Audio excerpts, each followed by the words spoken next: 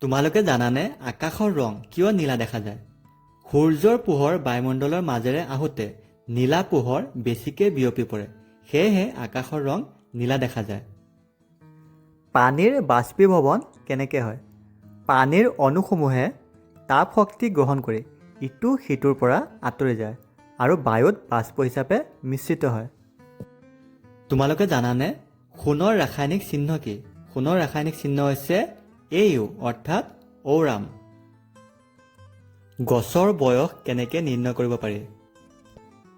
গছবোৰৰ গা গছৰ বছৰেকীয়া তৰপৰ আঙঠিবোৰ গণনা কৰি। তোমালোকে জানানে গছ-গছনিয়ে নিজৰ খাদ্য কিদৰে প্ৰস্তুত কৰে?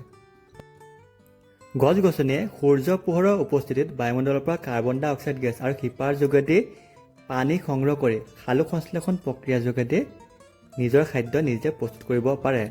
এতিয়া কোনটো গ্ৰহক ৰঙা গ্ৰহ বুলি কোৱা হয়? তোমালোকে ইয়াৰ উত্তৰ কমেণ্টত জনাবা।